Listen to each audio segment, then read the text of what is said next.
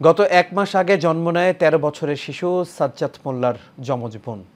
এর 1 সপ্তাহ পরই তার মায়ের মৃত্যু হয়। গত সপ্তাহে রাজনৈতিক মামলায় কারাবন্দী হন দিনমজুর বাবা জামাল মিয়া। এমন অবস্থায় দুগ্ধপোষ্য 2 বোন সহ 3 বোনকে নিয়ে খেয়ে না খেয়ে মানবেতর দিন পার করছে সাজ্জাদ গোপালগঞ্জের কোটালীপাড়ার চিত্রাপাড়া গ্রামের জামাল মিয়ার বড় ছেলে ও স্থানীয় MM খান উচ্চ বিদ্যালয়ের 7ম শ্রেণীর ছাত্র। প্রতিনিধি ইমরান হোসেনের পাঠানো রিপোর্ট জানাচ্ছেন শফিকুল ইসলাম। 2 সন্তানকে জন্ম দিয়ে মারা গেছেন স্ত্রী। সদ্যজাত 2 সন্তানকে নিয়ে দু চোখে যখন আধার, ঠিক তখনই কারাগারে বন্দী গোপালগঞ্জের কোটালীপাড়া উপজেলার জামাল মিয়া। মাকে হারিয়ে ও বাবা গ্রেপ্তার হওয়ায় সদ্যজাত 2 বোনকে নিয়ে অথৈ সাগরে ছোট 2 ভাই বোন। কোটালীপাড়া উপজেলার চিত্রাপাড়া গ্রামে সাথী বেগম যমজ কন্যা সন্তান জন্ম দেওয়ার 6 দিন পরই পরপারে পাড়ি জমান। এরপর শুক্রবার তার স্বামী জামাল মিয়াকেও হত্যা মামলায় গ্রেপ্তার করে পুলিশ। পরদিন আদালতের মাধ্যমে তাকে পাঠানো হয় কারাগারে। আমি কোনো অবস্থায় নাই, আমি ক্যাম্পারে পালবার মানুষ বাপের তো নিচে লাগু নিয়ে যান, আমার কোনো দাবি নেই।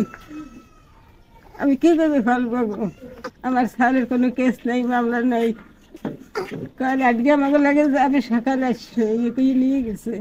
সদ্য জন্ম নেওয়া 2 বোনকে নিয়ে বিপাকে পড়েছেন 13 বছরের শিশু সাজ্জাদ মিয়া ও 7 বছরের বোন ফারিয়া। ছোট 3 বোনকে নিয়েই অথৈ সাগরে নিমজ্জিত হয় সাজ্জাদ। সদ্যজাত 2 বোনকে দেখাশোনা করছেন নানি ও দাদি, আর এলাকাবাসীর সহযোগিতায় চলছে এখন সাজ্জাদের পরিবার। অসহায় এই পরিবারটির পাশে দাঁড়াতে সমাজের প্রতি আহ্বান প্রতিবেশীদের।